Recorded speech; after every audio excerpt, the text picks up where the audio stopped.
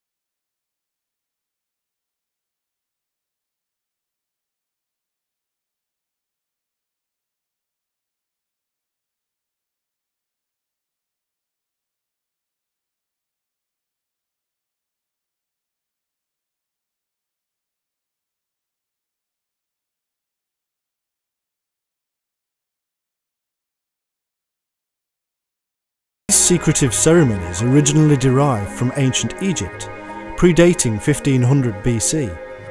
In one such ceremony, the sacred phallus was erected, a device we know to have originated from Egypt due to the evidence of Clemens of Alexandria.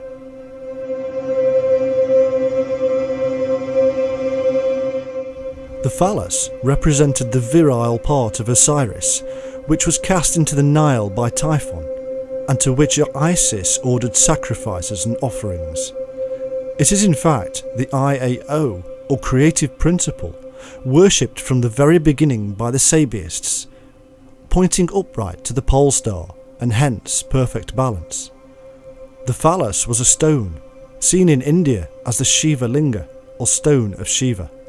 It was yet another representation of the stone of the philosophers, to rise again like the phoenix of the alchemists. Shiva, Osiris, or whatever we humans call it, we are in fact still talking about nature and the fallen heavenly light.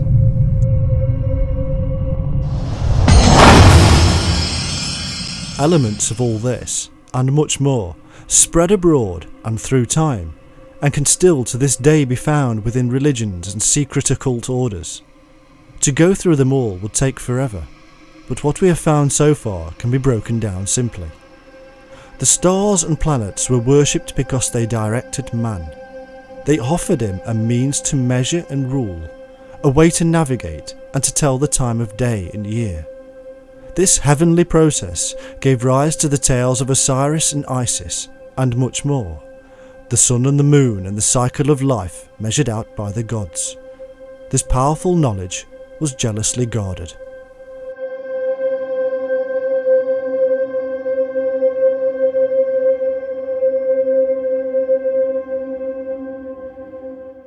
To participate with these deities, to communicate with them, man developed a means of altering his state of consciousness, and believed he was truly one with God.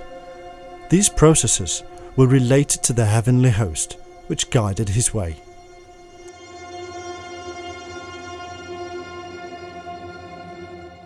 The priesthood, who understood and developed this knowledge, were powerful, but required protection, and so elite warriors were developed and fostered. The royalty used the tools and power given to him by the gods via the priesthood, but a clever balancing act was required between the priesthood, royalty, and military, and so intermediaries in the form of civil servants were created.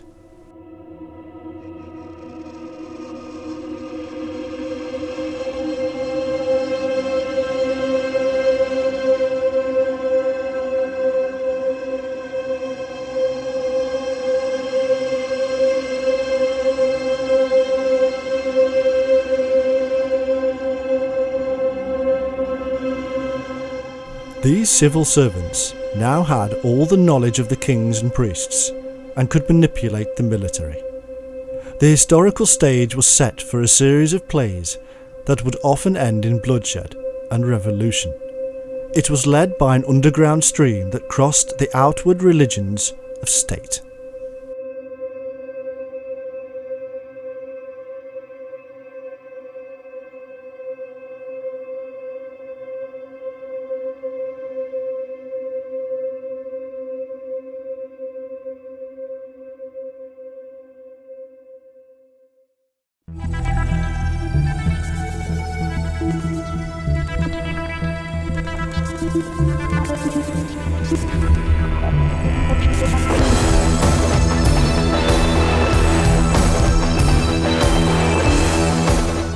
Sufi mystics wearing white and adorned with beards of wisdom matched their brothers in the Judaic Essene, the Druids of Europe, and later the Cistercians of Christianity. Each one sought out the divine light within, whether under the cover of Islam, Christianity, Gnosis or paganism, terms that are often more modern than not. Each one held sacred the light of the divine, and utilised methods of raising the energy of light within themselves, which they symbolised with the serpent. And each one had a knowledge of the stars, navigation, measurement, and held sacred rocks and stones.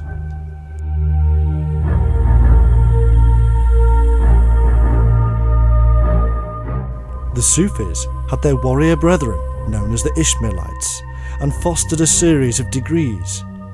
According to the writer Springett, in his Secret Sects of Syria, the Sufis are a secret society of Persian mystics, philosophers and ascetics, whose original religion may have been that of the Sabaeans, or star worshippers.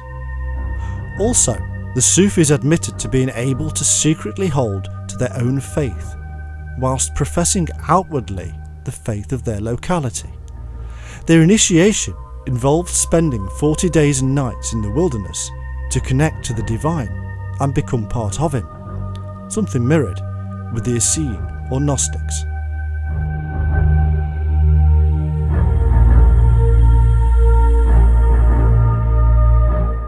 The Essene, or early Gnostics, worshipped the heavenly host and were protected by the Chassidians, an elite fighting force known as the Knights of the Temple. The Cistercians created the Knights Templar, who themselves have been accused of heresies akin to the Sufis and Gnostics by the very church they were part of.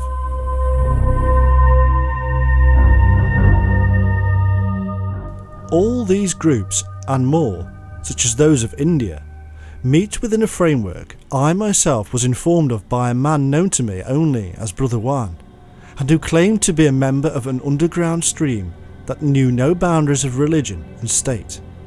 This framework I have checked and cross-referenced and found to be true. That where we find a peaceful brotherhood matched with a warrior elite, we should also discover that their dress shall be white, that they shall wear beards, that they shall hold a secret knowledge of the planets and stars, and that they shall be mystically inclined. These, I was told, would be the clues to the outward elements of the sacred underground stream that still exists to this day, and that influence society on levels we can only guess at.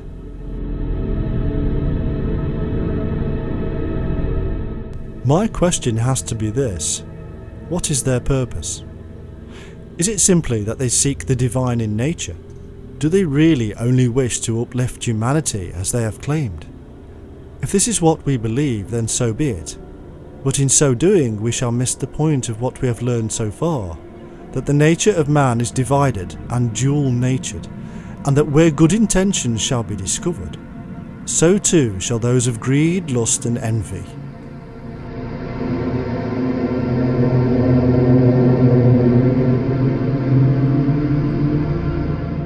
History tells us that Sabiism spread across the Middle East, taking with it concepts of the divine light within man himself.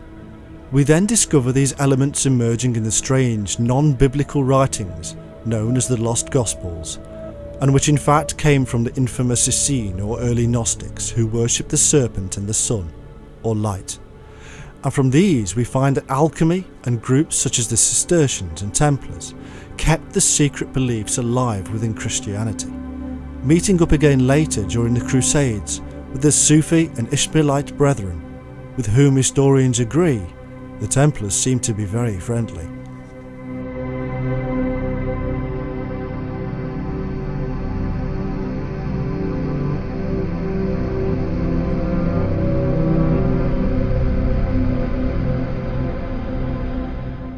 What happens next? Alchemists appear to aid in the forming of secret occult orders, and the Freemasons, Illuminati, and various other secret societies emerge with strangely the exact same principles at heart as our early Sabiists. If one were to draw a line through history to connect influences, then my line would certainly have to seek out these various so-called separate groups. For it is also from within these self-same groups that truly amazing discoveries are made of new lands and coded maps emerge, utilising the images of solar worship and serpents.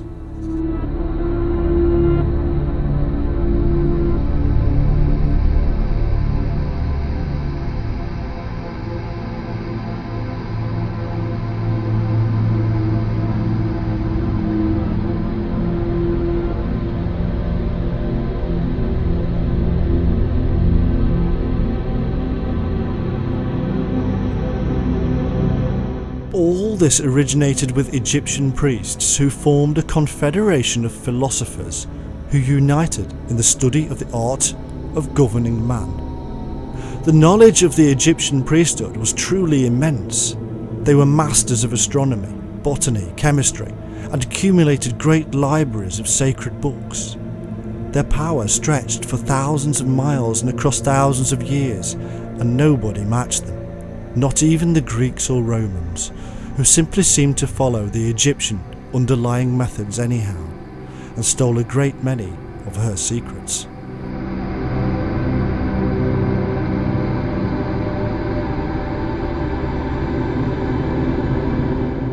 Almost all the mysteries can be traced back to Egypt, where the initiate into the temple underwent similar processes as modern occult secret societies.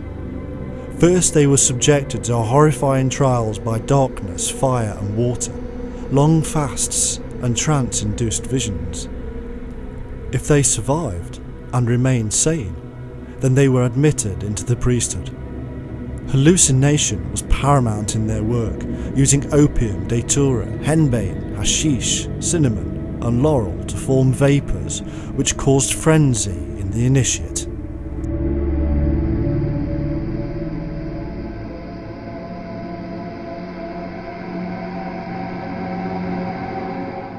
From Egypt, the secrets were passed into Judaism, from there into the Essene and Gnostics, and from there sideways into Sufi and Ishmaelite orders, and of course into the Cistercians, Templars and other orders such as the Knights of St. John, who continued the Manichaean Gnostic concepts. Next, the secrets just happened to appear within the world of the alchemists and Kabbalists, and from this mix came forth the mysterious and occult secret societies of the 16th, 17th and 18th centuries, and which today culminate mainly under the flag of Freemasonry. Today, this is the world's largest secret society, and is literally a sacred Egyptian order.